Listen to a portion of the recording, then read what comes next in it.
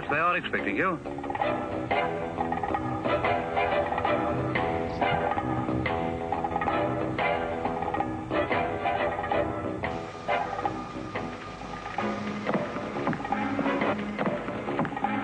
But you've arrived. Would you like to come along with me, please? The Rover Group has been designing and testing cars on the same site for decades. They even made films about it. Secrecy is something they have always been obsessive about.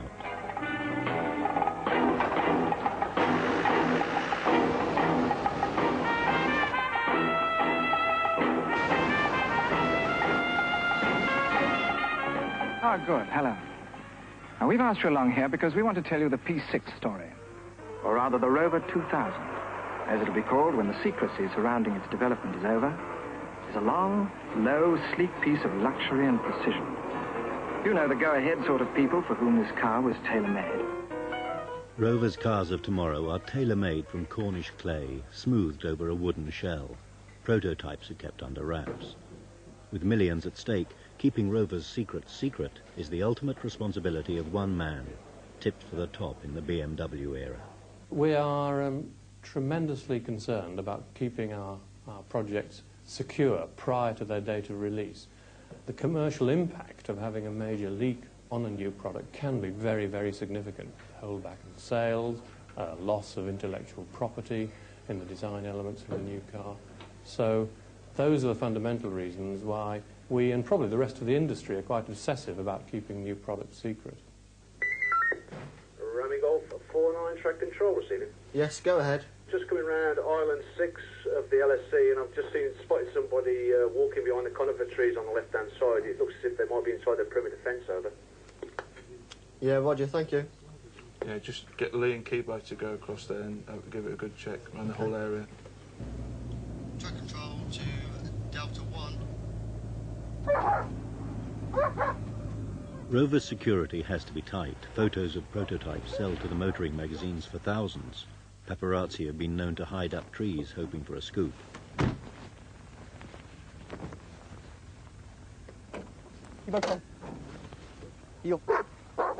This time it's a false alarm, but there have been break-ins. Photographers have even hired balloons to fly over the test track.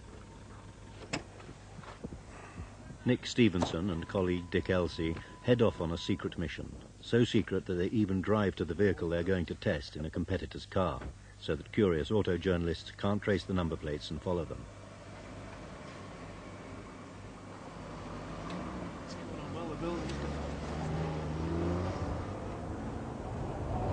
The program is for 6:30 arrival, sorry, and get a bite to eat. They're heading north to test drive a new four-wheel drive vehicle. It should be getting dark. Right, well, Nick and I are off to drive an experimental prototype vehicle. There's nothing quite like driving a car on the open road. You never get a true feel for it in a test track environment. So it's very important, if we're evaluating an early prototype car, that we actually take it out and experience it in real conditions. We don't want the car covered in camouflage, where we put a lot of big plastic parts on the outside of the car to make it look like something different. You don't get a feel for the car, then you don't get a feel for the wind noise, the sound of the car, the general feel of it. So we're running this car tonight completely uncamouflaged, so it becomes a cat and mouse game. We've got to put on a high level of security. We've got to do things like this to avoid being photographed, because one thing for sure is we're not going to let that stop us testing cars. All right, Nick? Absolutely right.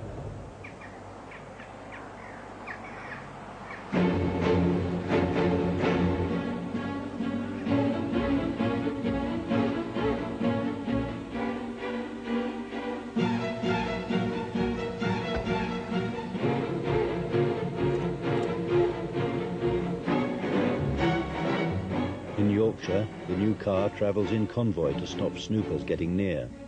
To protect the vehicle's identity, these pictures have been disguised.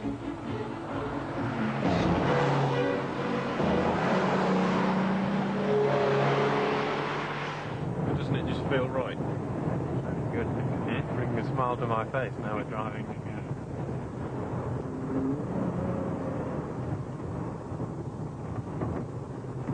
Plenty of torque, Abby. I'm just tickling the throttle.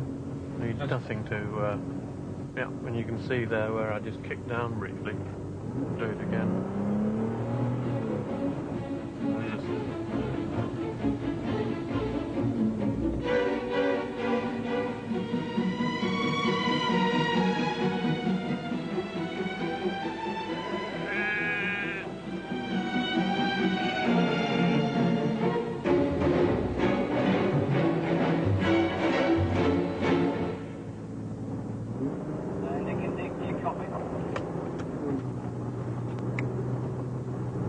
We copy, over. I think you might be losing some coolant, over. Okay, we'll pull up and take a look.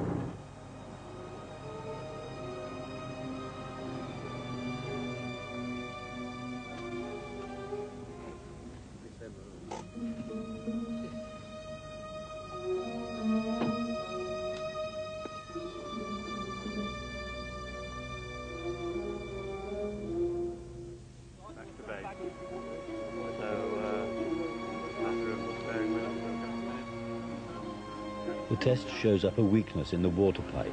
Badly fitting parts are a common feature of one-off prototypes. Rover's top engineering brains improvise with the help of a plastic bag and a nearby stream. I'll start it up, gents.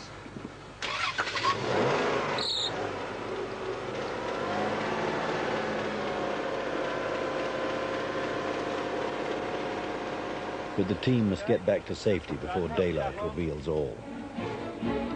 Okay, slide, gents.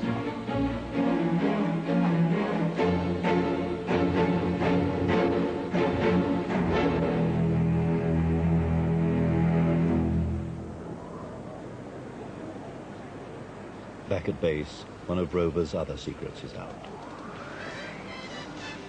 BBC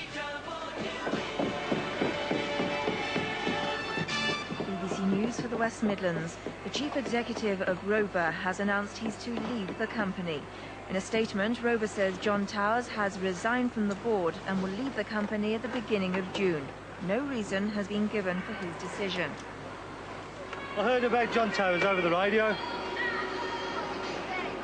Just a bit shocked to me. You know, we thought we might have got a memo or something, but we didn't get nothing at all. So, like they say, we're just the trackers, aren't we?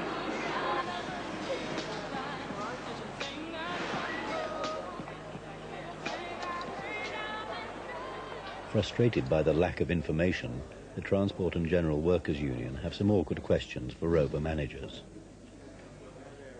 In post-Honda Rover, it's the union men who wear the suits and the executives the overalls.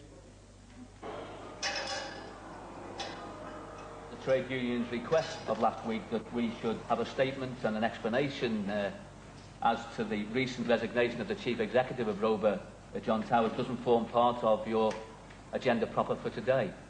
We would expect to have a meeting shortly with the new acting chief executive, Tony Rose, who I think, as you know, takes up that appointment from the 1st of June. So we will look to an early date to hold a business review with him. And I'm sure at that point you can raise any issues that you have with him directly. And I think we can all get a drink. Can we? Water. Orange juice. John Towers' colleagues gather to bid a fond farewell to an inveterate chain smoker.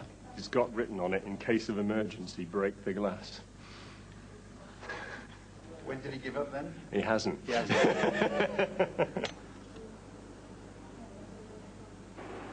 If John Towers had left and give everybody 20 quid rise, everybody'd know. But if John Towers had left, you know, and cut all the shift bonus by £10, everybody'd remember him, but you could probably go to a lot of people and they'd go, John who? 5 weeks after his resignation, John Who makes a public appearance. Corporate Affairs Chief Bernard Carey escorts his former boss. He'll have to deal with the PR fallout from Towers' departure. I don't know who this stranger is without his work. Whitmore as well. See you again. Such memories. Indeed. Memories are made. Oh, John? I saw you wandering in with a very odd object. Yes, which I shall be presenting to you later to commemorate your earliest days at Land Rover. No doubt in our opinion that Mr. Towers has been a fine chief executive, not only for the industry but for the company and indeed for all employees within Rover Group.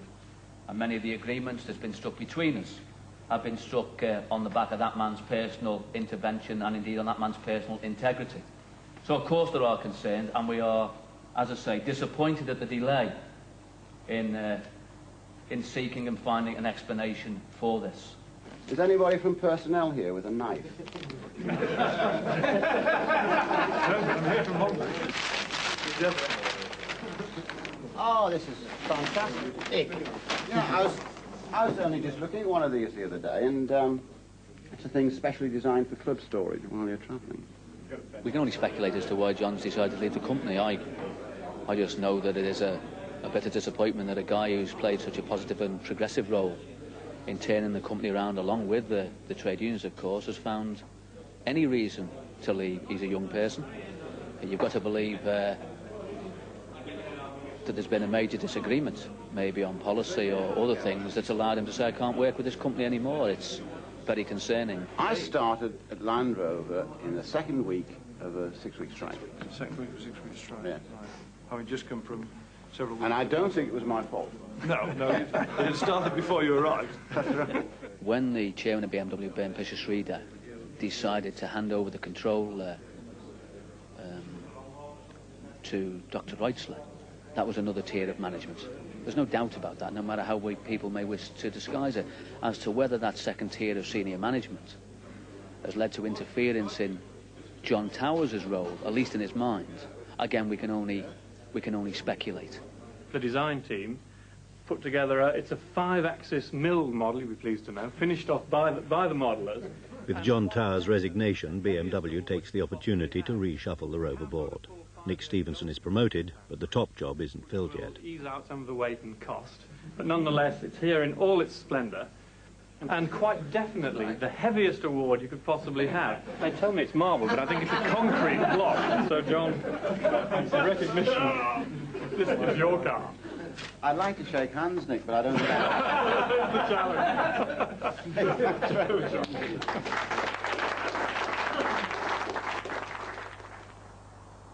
BMW's private jet flies in Dr. Wolfgang Reitzler.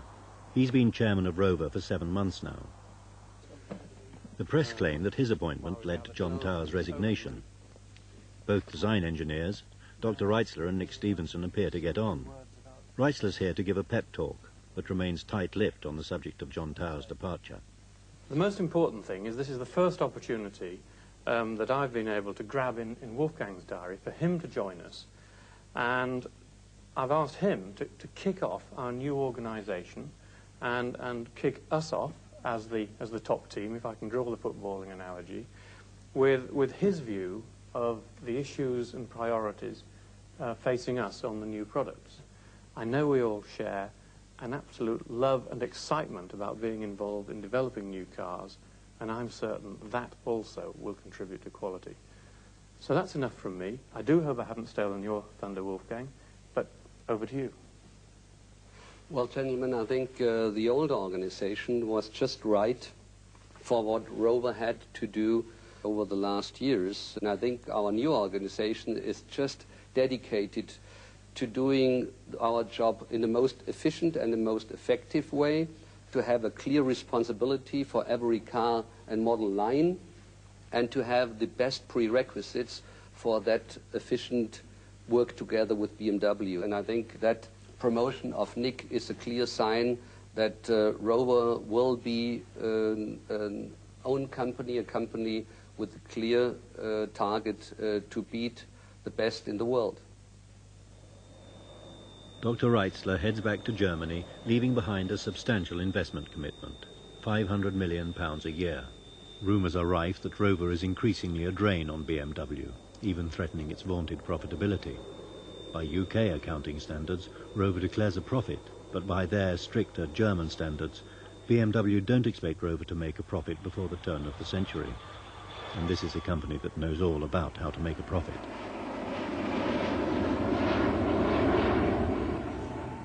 Last year, BMW announced a £305 million profit for itself and a £158 million loss for Rover.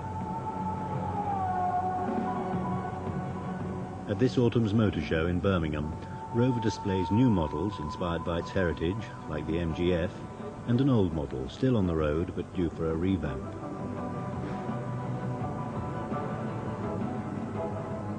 It's a British icon of the 60s, beloved by BMW chairman Bernd Pischetsrieder. Part of his investment is going into developing a new Mini for the millennium, an Anglo-German design to be built in Birmingham but with an engine made in South America. They've finally got in on the kind of... Top Gear's Quentin Wilson searches for new words to say about the old Mini. Rather than saying they brought it up to date, because it's about up to date as a wheelbarrow. They've done what they should have done years ago, which is... I just need to get that point over there. I know. They should have. So they've done what they should have done years ago, which is to give it the treatment it deserves. Yeah? Now, I want to say something, and you're going to have to make an editorial decision here. This car is as cute as lace panties. I've heard that before. I've heard it. But the big news on the Rover stand today is the first public appearance of the new chief executive, shepherded by Rover's corporate affairs chief, Bernard Carey. If an announcement comes on, or if one of the other stands starts playing heavy music, yes, I suggest 1, 2, 3, 4, 1. Somebody plays music, then we be careful. We just stop. We just stop and rest. Understood. Okay. BMW insisted John Towers' replacement would not come from BMW and would be British. But Dr. Walter Hasselkuss is plucked straight from the BMW board. So when you come out, you can come down either way, but just remember to stop and pause before you come down, because I've seen too many people fall down steps after the presentation. All right, this car is as cute as Meg Ryan. No, I've heard that one as well. Oh, we want to walk around the stand up here, just to see the rest of what we've got. And where's BMW? They're on the other side, in hall 4. Not in this. No, they're not in this hall. This car is as cute as... What? Oh, it isn't cute. But unfortunately, you can't do the lunch today because we're going to be too busy. With all the interviews you have said, Yeah. I think we've only got 14 so far. I said to her, we're totally exhausted tonight. I'm sorry you will be, yeah. Now, one car you would not associate with luxury is the Mini, a frenzied little buzz box. And looking at the Rover stand, you think that it might be a pensionable old relic that belongs in a museum. But Rover know better, because the Mini is still selling strongly, and it is still seriously cute. As far as the stands are concerned, I mean, our stands here, but we're seated on the opposite, on the other side. Would it not be an idea for us if BMW was there? Well, we have toyed with that before. I mean, we were with them at Frankfurt last year in the BMW hall. We looked at that this year and decided against it for now. I think my feeling is one day we should. Yeah. It's a family thing, but we'll get to that. Out of the BMW family, to spend more time with his own family, is former Chief Executive John Towers. Oh, good shot. Now far from the razzmatazz of the industry, he's playing golf with his wife, Beth. Yes! Great birdie. At last, a birdie. Yeah. John Towers no longer has to fly the Rover flag, but his driving habits won't change. Oh, I'll drive a Rover. Why would I drive anything else other than see what I mean about getting hit by golf balls on the golf course? Good shot. John Towers has only golf balls to duck. It's now Dr. Hasselkuss who has to duck journalists' questions about strains in the BMW Rover relationship. So certainly new jobs will be created, but I couldn't give you specific numbers. There have been repeated reports that BMW have concerns about quality at Rover, about the finish of cars. And that you were called in because you are a bit of an Anglophile. Is morale really bad? What has happened? Herr Dr. Hasselkuss, Sie haben einige Wochen Erfahrung hinter sich. Was sind Ihre Ziele bei Rover und in welchem Zeitrahmen stehen Sie? When somebody spends £800 million on you, they want to call the shots. I don't think there's any great novelty about that or any great curiosity about that. But I think the important thing is that to get the two cultures together, I think BMW obviously felt they needed to take some control and actually start running things specifically their way. For instance, in Land Rover, where quality was an issue, I think they felt they had to get to grips with that and actually do something about it. And perhaps John just felt that because somebody else was really in control of his baby, the thing that he'd looked after for so long, that he just couldn't cope with that. From people that I've spoken to within Rover and contacts I've got at BMW, I get the impression that it was a little bit like chalk and cheese, and that Dr. Reitzler and John Towers didn't exactly see eye to eye. It's a little bit like John Towers had his own train set and somebody else suddenly came along and said, well, I'm now the fat controller and it's my train set. John Towers is in a siding at the golf club, in need of a new job. Like we joined when we did, really. But with a reported golden handshake of about a year's salary, £400,000, he remains loyal to his former employer. I suppose it's typically British, isn't it? Archetypally British to think that anyone from anywhere else is actually going to get in the way. That's not the case. That's not the case. And people in Rover will continue to see BMW taking a very broad view of Rover's future. People in Rover will continue to see BMW taking a magnificent approach to the investment in Rover's future. I've said time and time again, the very best thing for Rover was for BMW to abort us then, and that continues to be the case. Can I just call your attention? I mean, this is just a very brief briefing. First of all, the press conference is at 10 o'clock. We're doing it on the stand opposite, where I will introduce Walter very quickly. The speech lasts only about 4 or 5 minutes. It's just to remind you again, simply confirms the fact that we are building a new Land Rover product. If you could look out from this building, you would see the place where we're building it, somewhere over there in Solihull. And the investment, we put a lot into it. We're talking about... An investment number? We're not giving an investment number, Ian.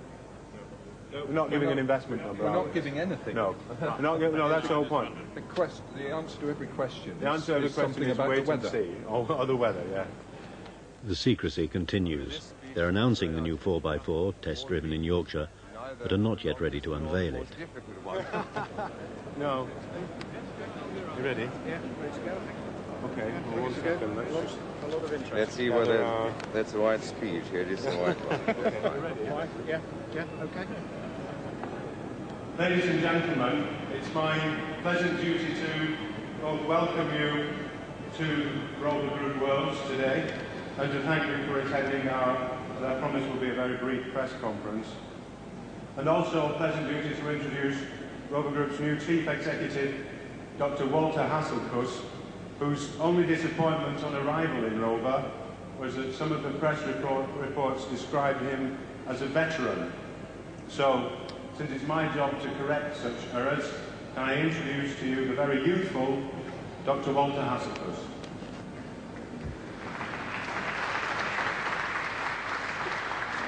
Thank you very much, Bernard, for this very kind introduction. Ladies and gentlemen, first of all, good morning, and it gives me great pleasure to announce that Rover Group is to produce a new compact Land Rover 4x4 sports utility vehicle, which will go on sale early in 1998. So have you found any surprises?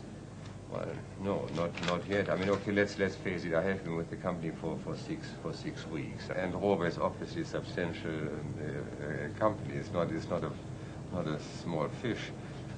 Well, we used to see more of Dr. Reitzler than we seem to see now. So it would suggest that perhaps you have more authority or more in charge than perhaps Mr. Towers was, and maybe that was partly the reason he decided to part company with the company. Obviously, one has to ask John why. But I only know that he decided to leave the company, and you see what is obviously different now is that Dr. Reitzler is a member of the main BMW board, and I'm a main member of the main BMW board. So that is obviously something totally, I mean not totally, but quite different to John Towers' situation.